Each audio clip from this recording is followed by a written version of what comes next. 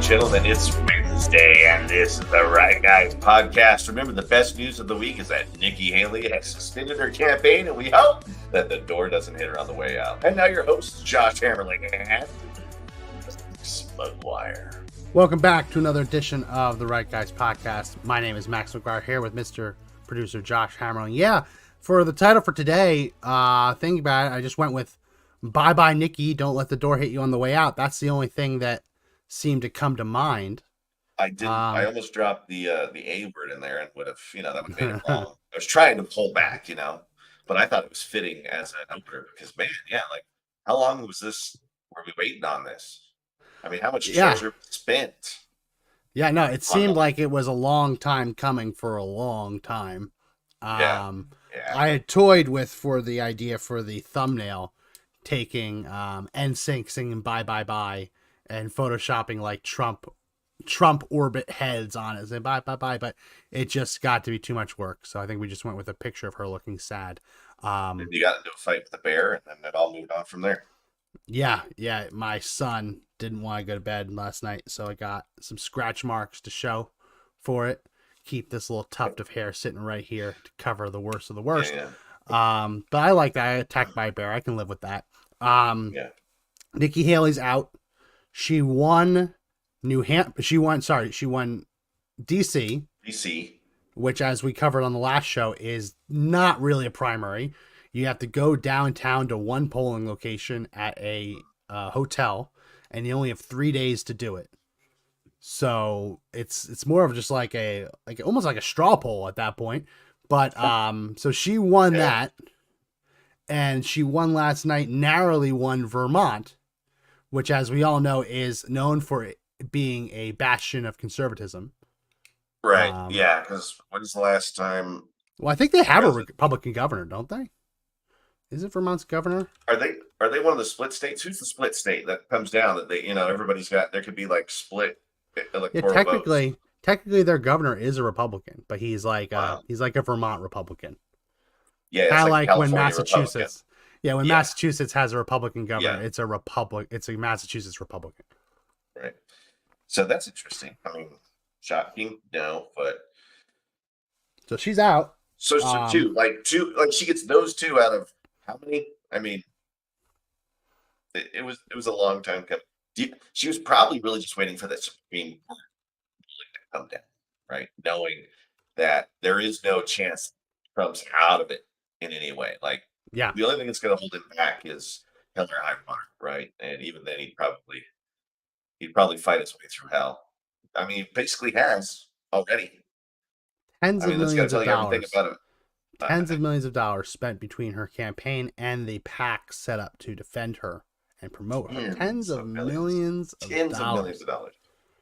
Dang, that's a lot of money. Go to Applebee's. Yeah. Going to go to Applebee's for the all-you-can-eat boneless buffalo wings, or the $5 margaritas on Margarita Day. That's a lot of money. A lot of money. And I was seeing that, what was it? Was it Arizona where they're canceling medical debt? Did you see that in Arizona? They're going full social, right? What I saw is that they're canceling $2 billion in medical debt. But apparently they're doing it by only spending $30 million. Hold on. Yeah. What's the math on that? Like, I don't know. It's government math. That's one of those. Math. Oh my gosh. Okay. Well, that's one of those things that doesn't make a whole lot of sense. I apologize. I have a sore throat today, so I'm gonna sound really terrible. Maybe that's how much it costs versus how much it would cost if it went the entire length of the term. But this medical debt, and when you buy and sell medical debt, you buy it for pennies on the dollar, right? So that's probably what they're doing. Yeah. They're probably buying the debt and then saying we're not going to collect it, because when collection agencies or these companies buy medical debt and then take on the risk of collecting them, they're paying pennies on the dollar to do that. Kind of like a car payoff, right? Sure. How much does it cost to pay off a car now? It would cost a lot more if you spent the entire term paying it off month to month. It's crazy that I mean, it's like handouts. Here you go. Here's your Well, free student loan I debt say that removal. Here's because your free. Wow. apparently Nikki Haley could have just paid off $2 billion in medical debt if she just didn't run for president and spent on that instead. Incredible. That's why I bring it up. I'm not bringing it up for a discussion about like the benefits of paying off medical debt. I'm just trying to show you they did that with $30 million, and probably between her campaign and the super PAC, they've spent more than $30 million for sure. Well, listen, sure. Man. Obviously, it was money well spent. I mean, look at all that success. Like, if you were to rate a campaign on how well you performed, anything, where do you think she's going to rank right now? I mean, she's feeling like she won here. I mean, I heard her concession speech. Listen, she declared victory when she came in third place. I remember. Can you believe that? Like, there was one. What was that quote coming out of the gate that first debate? There was one person in the debate or something like that. God, it's slipping my mind. But she comes out of the gate swinging like she was, some sort of prophetic, next coming of the Republican Party, and my favorite thing. We're hitting our stride, and we're hitting our stride. We're gonna get them. You're like, what are you talking about? They're on the ropes. And what we've seen, like she did the best in the states where it was easy for Democrats to cross over. Either they had plenty of time to change their party affiliation, or the race was literally an open primary. Those are the states where she did the best. And it's the best because she had Democrats voting for her. And the media was trying to run around and find people who were going to say that they are pro Nikki and they'll never vote for Trump. Like MSNBC was running a ton of those little man on the street, feet the street. I am a Republican. I voted Republican all my life. And you know that a lot of those are bogus. Some of them have been uncovered to be political operatives, like pretending. This is one clip that was actually very funny from North Carolina. Let's go ahead and play it. Get your reaction to it. What I got to say, you don't really want to put it on. Let me hear it. Well, the woman's not going to be a good president. She don't have no balls to scratch. She's just going to scratch her head. All a woman's good for in my book is having babies and taking care of the house, but that's the old thing, but I'm old school. So you never even considered her? No. Mainly because she's a woman? Because she's female. I mean, females, don't take me wrong, females know what they're doing, but they still got to have a little bit of guidance. Trump would be the one to guide her through the So, not a good soundbite. Not a good soundbite. Not a good soundbite. There are plenty of reasons to say you don't want to vote for Nikki Haley. Right. The first one that comes out of your mouth shouldn't be she wouldn't have any balls to scratch. Like, that's not a good soundbite. Well, that guy, I know, he had the wherewithal. He had the wherewithal to say, like, I don't think you want me to say it. You want my real opinion? You want my real opinion? So I was looking through all of these man on the street interviews, and I'm like, oh, that's a plant. It's that guy's not really conservative. And then I get to this guy, I was like, let's not. Maybe he shouldn't have given that interview. Right? Maybe he's like, he might have been that one guy that was like, I meant it. Right? Yeah. Like, I meant it. Yeah. What was clear was that the voters were choosing Donald Trump for very real reasons yesterday. There was one case in Virginia where they did an exit poll, and this was an MSNBC exit poll, finding that the voters were choosing Trump because one of the issues they cared most about was immigration.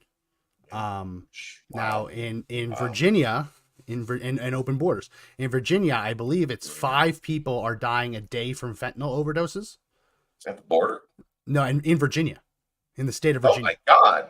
Yes. So this is not like an insignificant thing. We just saw a poor girl get murdered by an illegal alien. The media tried to cover that up, tried to whitewash it. Last week, I believe there were like 7 high-profile arrests of violent crimes committed by illegal aliens. This is a big deal.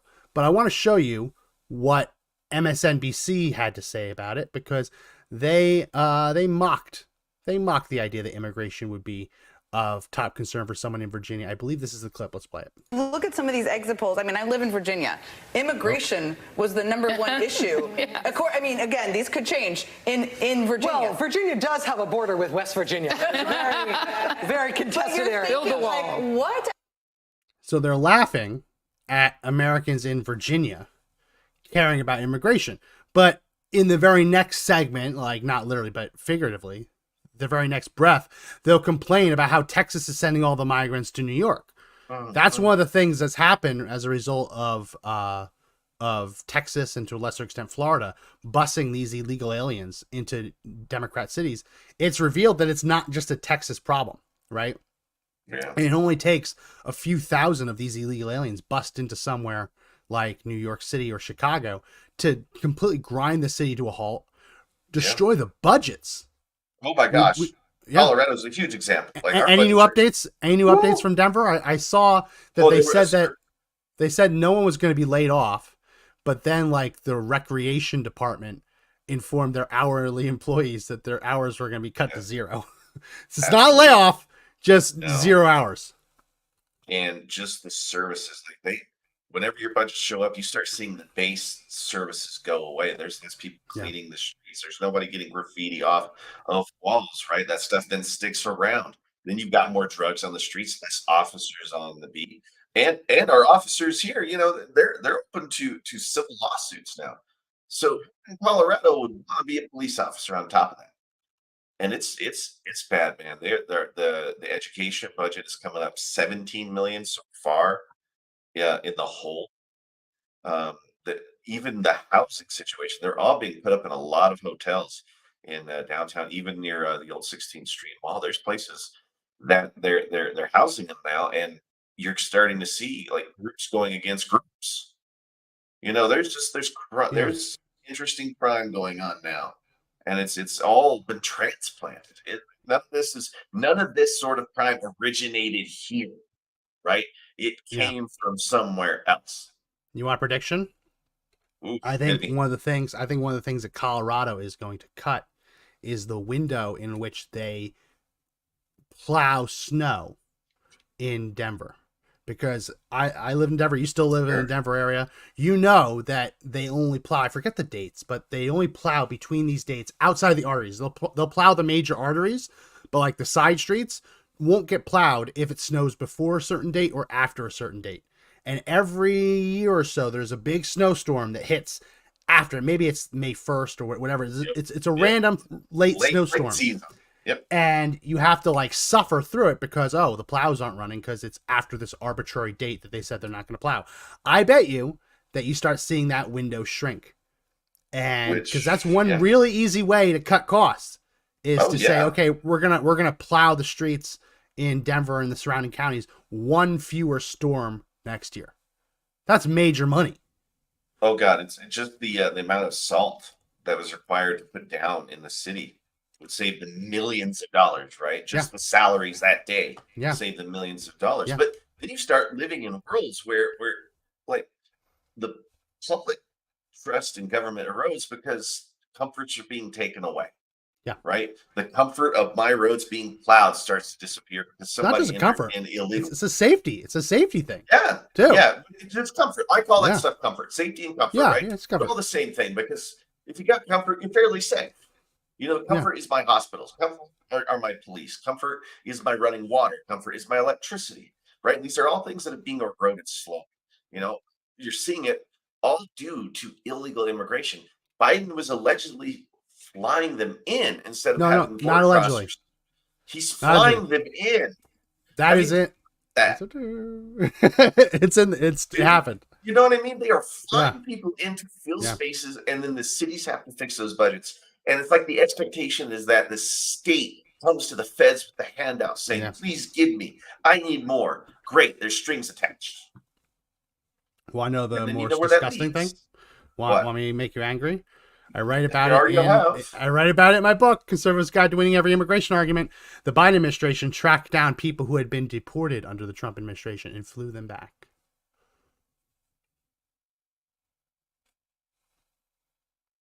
They had been deported. Biden said, I don't like that. Flew them back. It happened. That's money. Money. So I just need a moment here. You're telling me Yeah. that they say they can't track any of these people down in our borders to deport them. They can go to this other country, find this person, tell them they can return, give them an airline ticket in what was the time frame on that? Less than a year, probably. Yeah, it was about a year or so. So we have that capacity, but there's no way we can put up a wall or deport all these people right now because they're all in these sanctuary cities. Is that what you have Yeah. distilled for me there? Because my level of anger, like it was high today, but that makes me want to pop, right? Yeah. That's Yeah, no, it happened, and this kind of stuff continues to happen, and it's really madness. But that's why Donald Trump has a lot of support now, especially in the African American community. His support is going up. People say it's because of the mugshot. Maybe it's because of the mugshot. Maybe it's because African Americans are realizing that it's not they are living in a zero-sum game, right? When a city has limited resources, if those resources go to someone else, then they don't go to other places, right? Budgets are all about choices, about decisions, about priorities. So in a city like Chicago, as we've talked on this show a lot, when the city of Chicago chooses not to finance, let's say, youth sports leagues, I don't know if they've made that decision, but I bet it's going to be on the chopping block in order to fund migrant job seeking, whatever it is, illegal alien job seeking. That's going to mean less kids in organized sports, more kids joining gangs, more gang violence. There's consequences to it. Yep. So one of the reasons that the African American community has started coming along to Donald Trump is they realize that it's not just virtue signaling, saying, oh, we're a sanctuary city. When you actually become a sanctuary city and are actually forced to give sanctuary to thousands of illegal aliens, that results in people being left behind. And what we're seeing is the people who end up getting left behind living in inner cities, largely African American and Hispanic urban populations, are gravitating more towards Trump because they recognize that this isn't just about virtue signaling anymore. There are real consequences to these decisions. I don't know if you go ahead.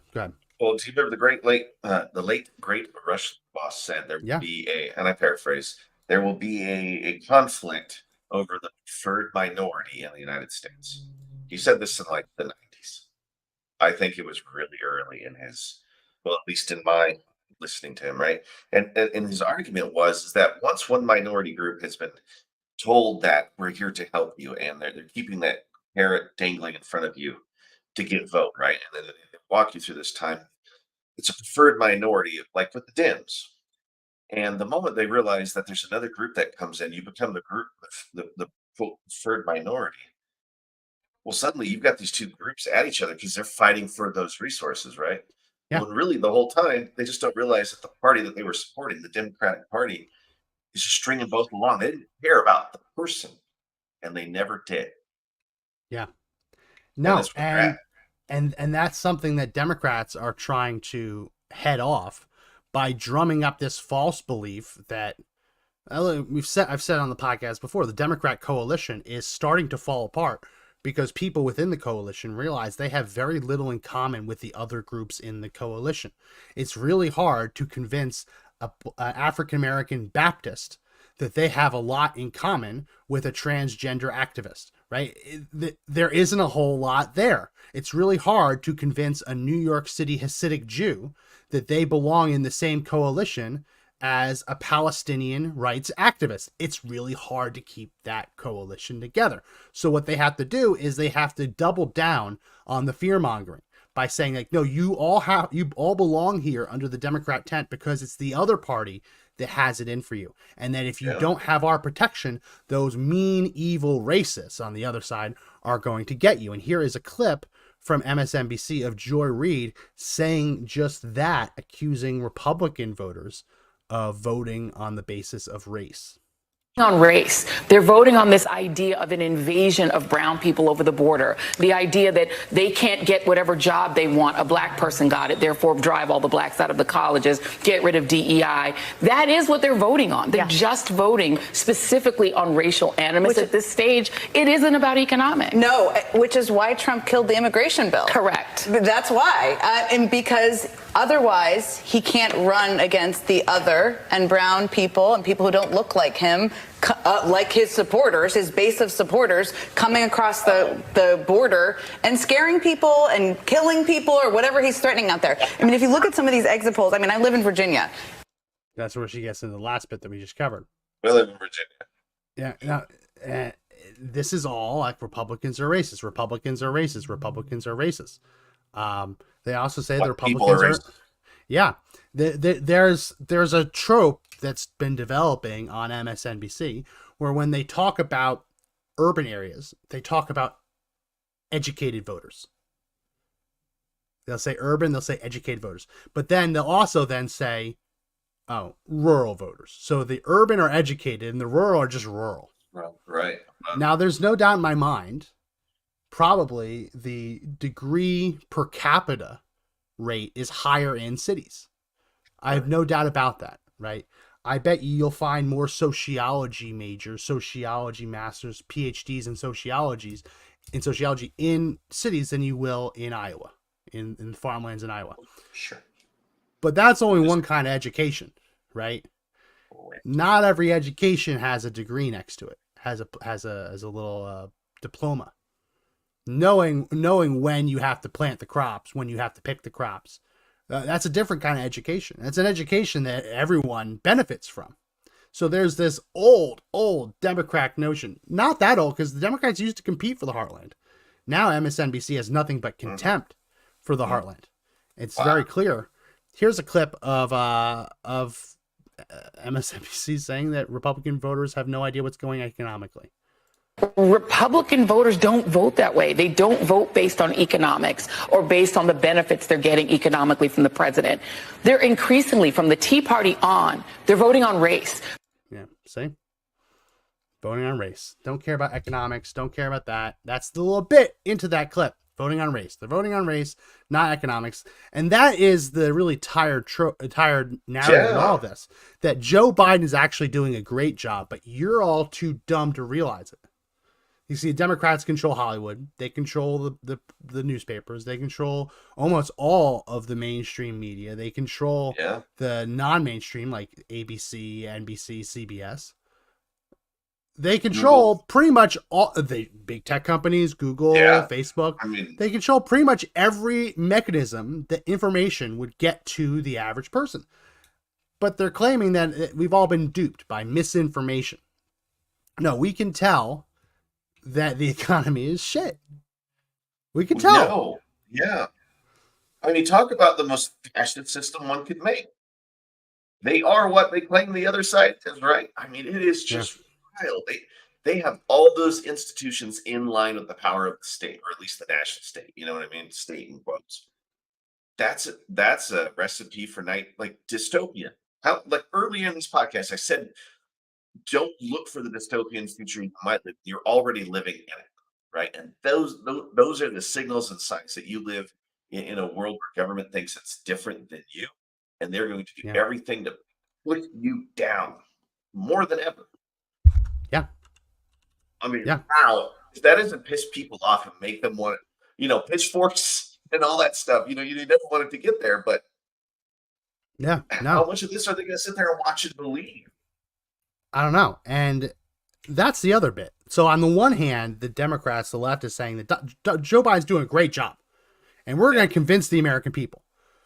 But then the very next breath, they say, oh no, we need to use lawfare to imprison Trump. We can't leave it up to the people because they might get it wrong, right?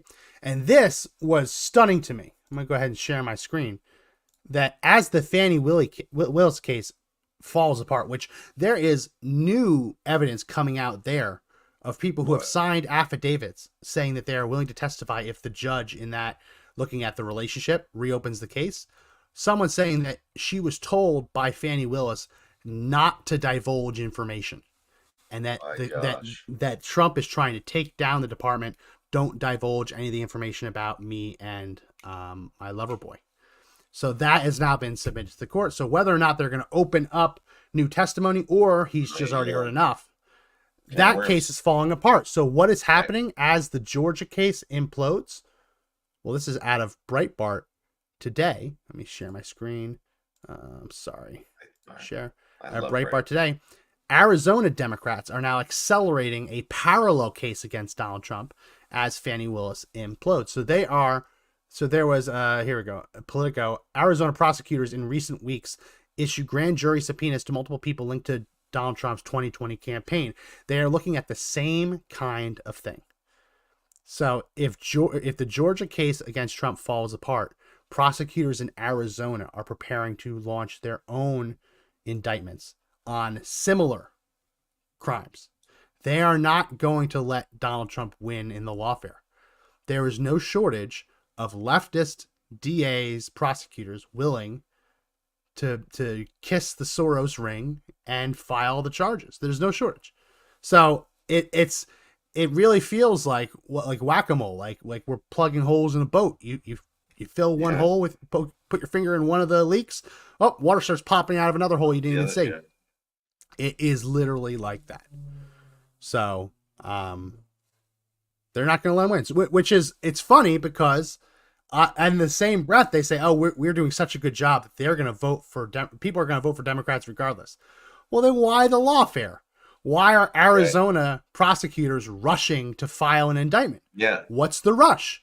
What's the rush? There is no rush. The rush is they want to get it before the election. And yeah, that's all it is. I mean, anything that's being filed against him would have to be dismissed on the face until the Supreme Court decides on the immunity of the president, right? They're trying to force that hand of the Supreme Court, right? And if that doesn't work, that's like the last straw lawfare wise, right? So after lawfare, what are they doing next? Because there's got to be something beyond that plan. Because they keep filing, obviously it'll look more and more focused each day, like it's an attack. So yeah. I mean, there's not much left after that. You know what I mean? And that's the horrible part. Because we all know where that goes from there. I saw this. I don't know if you saw this. CNN's exit poll. Among the slim margin of North Carolina Republican voters who approve of Joe Biden as president, 83% support Nikki Haley. So of all the North Carolina GOP voters who said they think Joe Biden's doing a great job, 83 of them voted for Nikki Haley. They're not Republicans. They might be voting in a Republican primary, but those aren't Republicans. Those aren't conservatives. You can't look around and say that Joe Biden's doing a good job and call yourself a conservative. You just can't. You can't. The exit polling, right? Like, is this a loaded headline on a really bad sample too? Well, they probably talked to 183 of them. Yeah. Exit polls are very small samples. Yeah. But it's still, they're considered to be statistically significant because, yeah.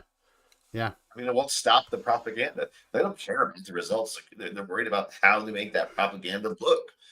And it's gotten so crazy that, Dems are willing to try to prop up Republicans in other races in their primaries, right? This is some of the deepest political maneuvering we've probably ever seen in our nation's history, right? They are pulling every stop to try to prevent Donald Trump Republicans from being successful.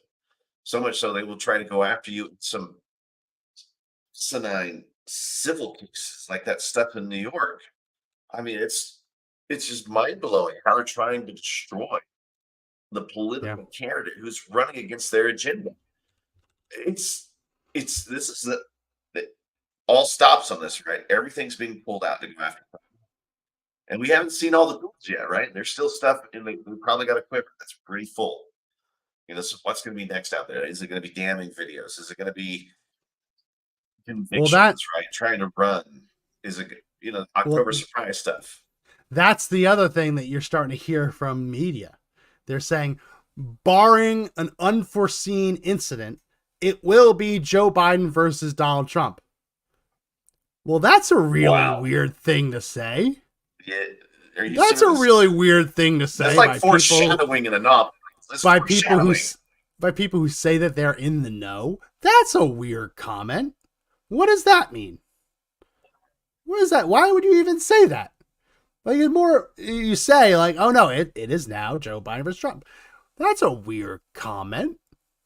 A little chin scratcher. Yeah, what But a I sin digress. But We'll I see digress. what happens with that. We will. We had last night on CNN, they said the quiet part out loud.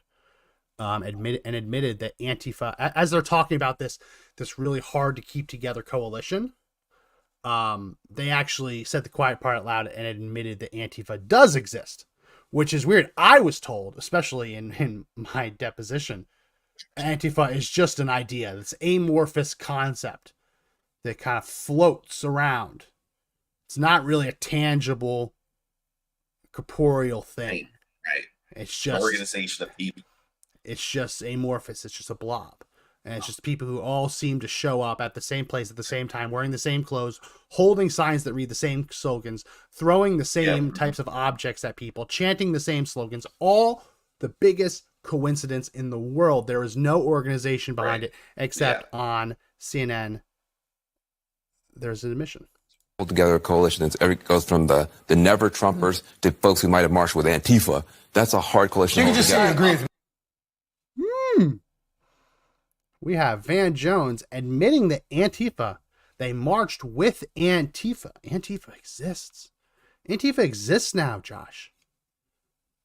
That's convenient for a lot of people who might be facing all kinds of things. But I think everybody knew from the beginning that when they all showed up at the same place at the same time, and those bricks deliveries would show up. Yeah, those there was some organization to that, right? Every time, everywhere that Antifa happens to be marching, there's just a pallet of bricks just waiting. We're fixing the sidewalks all the same day. Yeah, of course. And then the milk for the pepper spray, the supplies, cardboard, sticks coming out of U-Haul trucks. Remember when we talked about the U-Haul trucks all the way back to Conservative Daily and how they were marching people in this Antifa Summer of Love? They were just bringing them in by the truckload, right? I mean, we knew then they were an organization. I can't believe, do you think that was an accident by Van Jones, or is he starting something, right? Because is this the start of a talking point? You've seen it happen in all the cycles, right? Is everybody going to start talking about as Antifa as like a political party? Said the quiet party, right? Said the quiet part out loud. Thing. Said the quiet part out loud. Because that's he was not wrong, right? It's how are you going to convince a conservative who thinks that Donald Trump isn't conservative enough that they should vote for the same guy that's courting Antifa? That's not a coalition you can keep together. That coalition requires that the anti-Trump conservatives hate Trump more than they like their own principles, right? Because that's what it ultimately comes down to. I've met someone, and I was shocked, as pro-life as they come, also anti-Trump, and they live in a swing state. I'm like, what are you doing? Well, I can't stand Trump. Like, what do you mean? What do you mean? Whether you believe that he is the most pro-life president we've ever had, his policies are without a doubt the most pro-life policies that we've ever had. Why would you ever vote for someone else? And like, I don't like him, can't stand him. And so that person is, at least when I talk to them, either going to vote for a Democrat, Biden, or just not going to vote in a state where it's a swing state. Now, you have to believe that when push comes to shove, they're not going to pull the lever for Joe Biden. You have to believe that. I would hope. But we are going to have an easier time convincing them to vote for Trump than the Democrats are going to have convincing them to go against their own interests, against their own principles, and vote for Biden. That's why the Democrats are concerned.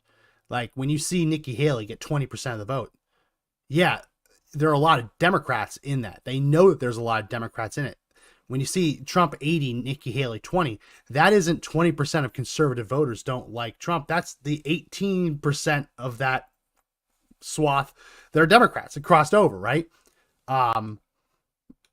So Democrats are worried. They know that they're not going to be able to keep this coalition together. You just saw in Michigan, was it Michigan and was it Minnesota, where a sizable population of the Democrat voters voted for no one, just abstained, refused to vote for Joe Biden. We saw in American Samoa yesterday. Yeah. Like I said, American Samoa, however you want to pronounce it. A nobody won. I don't think anyone knows who this person is. His name is Jason Palmer. He won. And he doesn't have a picture here, but he has a picture here. Jason Palmer, businessman, won. Now it's American Samoa. It's a little island, but that's embarrassing. That's extremely embarrassing. And yeah, there are only 91 total votes, but that's still embarrassing. Still embarrassing. You know, I love how they take exit polls and primaries and try to apply that later in the election to try to prove that there was some sort of fishy business, right? Like anytime Trump starts getting popular in a highly liberal area, they try to go back to the exit polls saying this just diverges so hard from what we knew before, right? Because they love to try to put that little propaganda piece in there, right? And then they're trying to just snake in more lies using this, and that's why they're doing these exit polls. They don't care about the actual outcomes or what these polls are saying. I mean, I hope the person have enough integrity to do a good poll, but wow. Here's Minnesota. Uncommitted. 46,000 Democrats in Minnesota went to the polls just to say that they're uncommitted and got 19%. Dean Phillips, he's a congressman. Gosh. He got 8.1%. So Joe Biden lost he lost 30% of the vote, but just these two. Imagine waking up and taking time off of work just to go down to the polls and say I'm uncommitted. Yeah. That is middle finger. It's a middle finger to Biden. Yeah. And they just can't bring themselves to vote Republican, but they're willing to abstain. So you got to imagine that 20%, if it's happening there, it might be contagious from state to state, right? I mean, they're not going to go for Trump, but they're not going to vote for a guy that they know. No. It's just awful. So I have some faith in some people who vote Democrat, right? Maybe they're starting to see through some of the liberal eye. You know, remember, trying. Ilhan Omar is from Minnesota. Minnesota has the country's largest Somali population. 64,000 Somali residents of Minnesota, just over 1% of the state's whole population.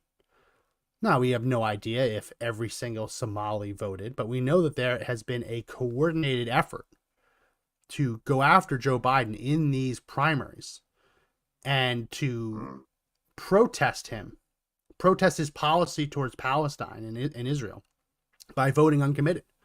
That this has been a big thing in the Somali, Muslim, Arab populations in these states. So I have to believe that a large percentage of that uncommitted vote were these Somalis going to the polls, or any other Arab or Muslim for that matter, participating in this kind of protest vote. But it's real. And the idea that, Joe Biden will get them in the end, there's no reason to believe that. No reason to believe that. Sending the message now. Which is why they're prosecuting Trump.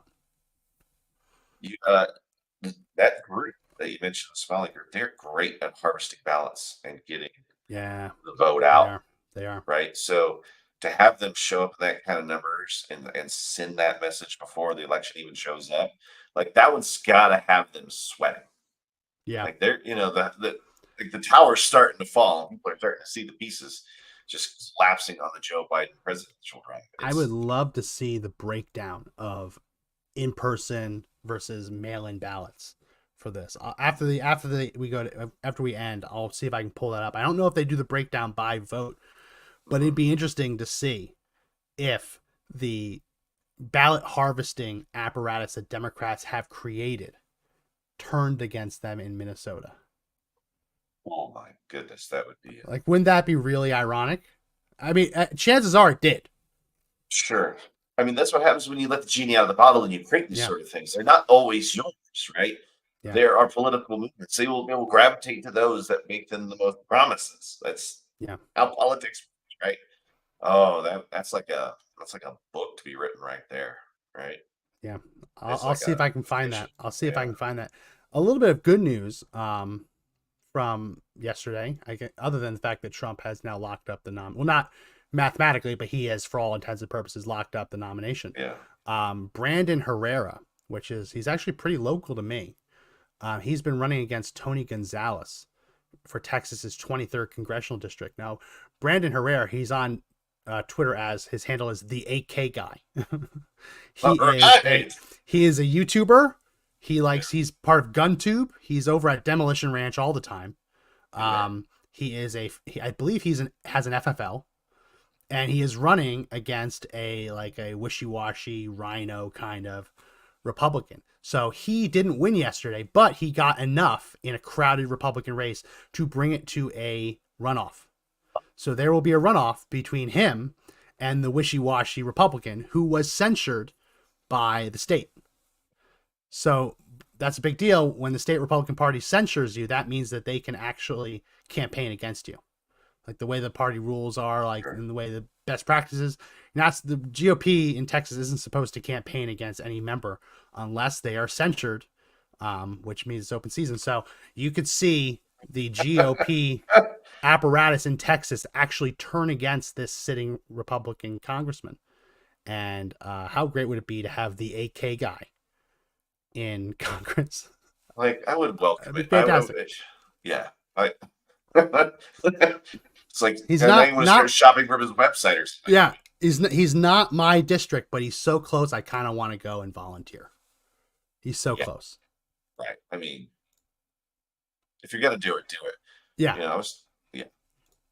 But that's some good news. That's some good news that came out yesterday, right? Yeah. Yeah. I there's nothing else on the horizon that really bothered me. We're just gonna wait for that Trump immunities thing, but they're probably going to put that until after the election, right? I mean, I just don't see that popping up. Well, they're going to have oral arguments. New Mexico moves. Yeah, oral arguments April for that Supreme Court thing. You have to think that they're going to want to fast track it. Yeah, but still, you're still talking about a couple weeks, couple months to write and really edit it. Remember that another little bit of good news. Sorry. Yeah. Take a sip. Another little bit of good news. Remember that Illinois mayor I told you about, who's super corrupt? Who is taking money from businesses. There were allegations that she might have actually put out a hit on a competitor. Well, the good news is that the city council voted to investigate her for corruption, but she vetoed it. So the good news is she has investigated herself and found that she did nothing wrong. That picture of that beagle has nothing to do with it. Dalton Dictator, Tiffany Henyard, accused misusing funds for lavish trips, vetoes probe into her spending. She has literally investigated herself and found that this probe is unnecessary, so it's been vetoed. I don't know who she is, but wow. I mean, wow. She's the whole system's been squished into protect her. Wow. I like she's CEO material here. You know what I mean? Wow. Oh, definitely. She's definitely Democrat material for sure. Now, the real good news is that the FBI has opened up an investigation into her for misusing of public funds. Whether or not that will be a fast investigation, who knows? She was elected with 82% of the vote. Wow. So she believes that she has a mandate and that she can do no wrong. So we'll see.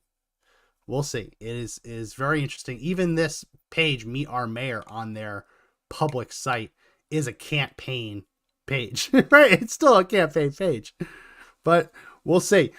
She makes me laugh because so obviously corrupt, and yet nothing. Illinois judge goes after Trump on the ballot before you see an Illinois judge go after her. Yeah.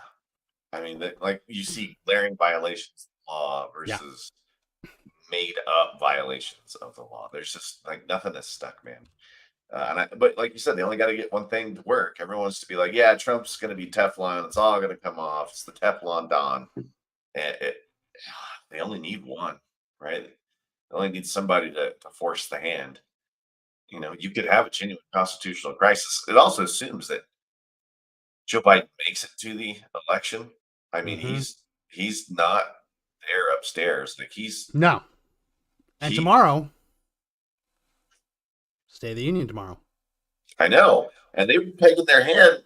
They're putting their hat on that to be the performance that'll help shore up the voters. So I said weeks ago, if you're hanging your hat on that, you have problems galore. Right? It's not your State of the Union that rescues you. It's your performance the whole way. It's keeping gas prices low, which haven't happened. It's keeping food cheap, which hasn't happened. It's about keeping everything comfortable. And Biden hasn't done that. Biden has done everything to make our lives uncomfortable at everything. Yep. So they're going to hop him up on amphetamines tomorrow. They're going to hydrate the hell out of him, probably with an IV. They are then also going to put on his adult diapers, and they're going to waddle him out there. I'm going to venture to say it's not going to be one of the longest State of the Union addresses we've ever seen. No. I venture to say it's going to be short and sweet. What's your over under on that? What's your over under right now on that one? What's the betting Well, line? don't go to the internet. No, I want to see what the betting line is. Oh, are they do that? Like, does somebody do the bet line on that? Are you serious? Yeah, no. People will bet on anything. They bet on how long the national anthem is at the Super Bowl. Okay, I understand that one, but but what's the over under? 37 minutes. Bet Online. That's my guess.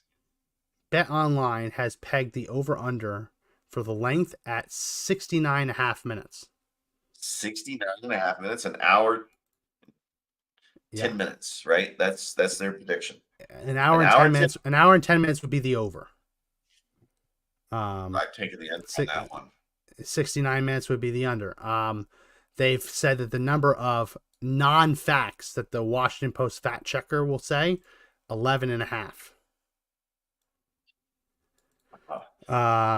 That he will mention Trump by name, 2-1 odds. That he will misname a foreign leader or country, 3-1 odds. Might take that one. that he will say the word senile or dementia, 3-1. That he'll directly mention Obama by name, 4-1. That he will have a 5-minute brain freeze, and they define a brain freeze as pausing in the middle of a sentence and not continuing, 10-1 odds. That he'll confuse Trump. He'll confuse Trump with Obama, 14-1. He'll confuse Nikki Haley with anyone else, 20-1. This is where the thing that he'll mention most. I like these. I like reading odds. I do too, because people who run those lines are in the know. Yeah, they are. Yeah. What word will Biden say the most? Border has 10-13, which is minus 130. So that's the favorite, that he'll say the word border that much. Yeah. The second favorite is democracy, 5-6, which is negative 120. He's gonna say it like a paragraph. Ukraine, 3-1, plus 300. Gun or guns, plus 475, 19-4. Security, 6-1, plus 600. Was there anything in Israel on there? Or was there a mention of Israel? No, they have January 6th, 7-2, plus 350. MAGA, 4-1, plus 400. Wow, Putin, really? 5-1, plus 500. Not that he'll mention it, but that will be the word that he mentions most. Got it. Yeah, so you'd have to say that. Wow. Like, other than the word like the or a, like topic words. Yeah. Topic words. Will he mention Trump's cognitive ability? They say no. 1-4 odds, minus 400. Will say no. Well, he says he's going to come out to anger. Right? He's going to call him like a big dummy or something stupid. Yeah. It's like, that's your strategy. Donald Trump's still the favorite. To win the presidency, according to betting markets. Really? And just in case you were wondering, the over-under for the State of the Union length is actually 10 minutes longer than it was last year. So this is where I think they're off on this. anyone who's watched Joe Biden over the last year knows that he is less likely to make a speech 10 minutes longer than more. He's less capable. Yes. And yet they Yes. think it's actually Yes. going to go 10 minutes longer than it did last time. Hey, Well, maybe that's because the brain freezes. Right. And maybe it's also because they know that like he has to perform here. Like they have saved everything for this one moment, right? And he could get a slip drip of something underneath his clothes. You don't know. I mean, Yeah. you have no idea how this dude's being medicated, right? Or if somebody's pushing a button to make things happen. The world's a funny place. But Yeah. if they do, like, if they really do feel like this is their one to bet the farm on, they're gonna have him as ready as he could be. And if he does break down in the middle of it, that should tell everyone everything they need to know about the condition of the man's mind. Well, here's a Right. question. Yeah. What if instead of our Friday episode, what if we go live tomorrow night? Are you going to be around? No, I gotta teach. At night? Teach. I'll be done by 7:30. Mountain. What time does it go off?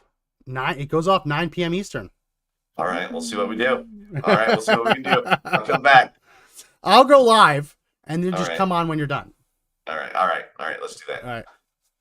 We'll Because, see what happens, man. Yeah, It's we can give real updates while it's happening, right? We can just sit there. yeah, We can just talk about it. yeah. Call them out. Let's do that. Yeah. Let's do that. I want to do that. That's what we used to. That's what we used to do over is, at yeah, it was our Conservative thing. Daily. I I just don't know if they think do. Do they do that anymore? I have no idea. I haven't watched since we separated. But Well, Joe got banned from Twitter. Did he get unbanned? Let's see if he got unbanned. I mean, okay. I mean, it's kind of par for the course. It was But yeah, funny yeah. when you went away on your little trip. You're like, "What did I Yeah. miss this week?" Because Joe got banned from Twitter, and you start laughing. Of course, of course. Like there was no oh, okay, that's new. Oh no! Oh Is he no! still banned? Oh, still banned. Now, is this the Oh. old one? Let's see. I'm not sure. That's the real Joe, right there. Oh, They probably no. banned him. They got him blacked out. Yeah, You know? for a while, it let me still see it because it was cached. I think he's suspended. It'd have been funny to see how many shots you two could have done again. I The wonder what last he time it did. happened. One of What did those he do? shows we did, somebody might have overserved themselves. Yeah, Maybe you. yeah. Well, remember, I did. It wasn't overserved. I ate hot sauce. That was the worst. When I did That's right. hot sauces Yeah. during a debate, that was rough.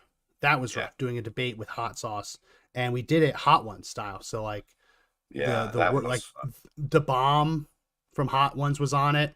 I got the hottest one from Hot Ones, and I had like other ones to fill in. That was rough. That was probably the was. worst I've ever felt in my life. Yeah, like some of That those night. those 5 million Scoville unit ones. I was like, what is this? I mean, it's like lava on the tongue. It was fun. It was a good time, and I would be because I really do think there's going to be moments inside of that State of the Union where, like, there might be an active signal that gets it going again, right? Like, what do they have to keep him on point, right? And Yeah. like he's gonna. This is the stakes. This is probably why they're saying it's their big moment, because if he can't handle it, he needs to drop out of the race. Yeah. He'll have to. Like he is not physically or mentally capable right now of doing it as we speak. I mean, are they just going to notch it up to a loss? I mean, have they already decided that it's a loss on their side?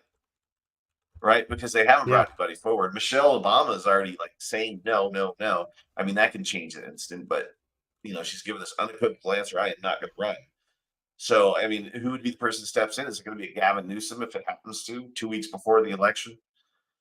They've got to have some sort of surprise, and it doesn't surprise me to have that headline or that statement like, he's the best candidate for now in case something comes out, right? I mean, all you got to have is that October surprise. They finally release he's incapable, which means Kamala Harris becomes president.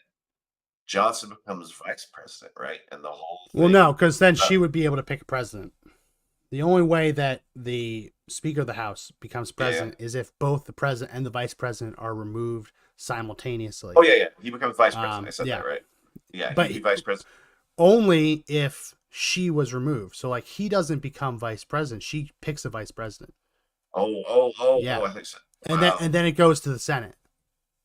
Oh, Yeah. So he doesn't. It's not just like everybody up and move over one Right. seat.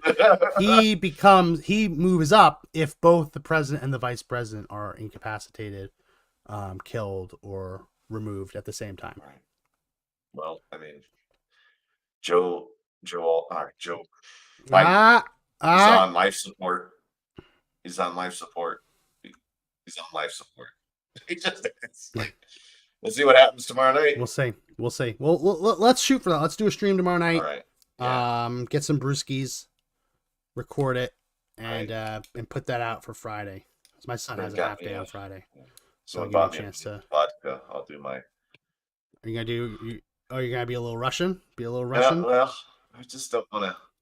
Like, I got to do combat sports the next morning. You don't have to You drink. know what You I don't have to mean? drink. You don't have to drink. Just It's gonna be casually. Casually. It's gonna be rough. Like, I don't want to be rolling on the ground with somebody to bring up. You know what I mean? Be horrible. Yeah, no, that'll be bad. But yeah, let's shoot for it, and I can get started, and whenever you can get back. All right. We'll have some laughs. So that'll be tomorrow night, March 7th. Tune in for that. That's it for this edition of the podcast. If you like the podcast, subscribe. Links are in the description. Lots of people watching on Twitter, so we do go live on Twitter, on Rumble, and on YouTube. So check out all the links on. Well, that won't be in Twitter, but you can go to Right Guys Podcast on Rumble or YouTube to find us there as well. We go live Monday, Wednesday, Friday, unless something like this comes up. So tune in for that. All those links in the description. Check them all out. That's it for this edition. My name is Max McGuire. I'm Josh Hammerling. Remember, everyone, the fight to take back our country is not over yet, but the only way we win is if we all stand and fight together. See you next time. See you.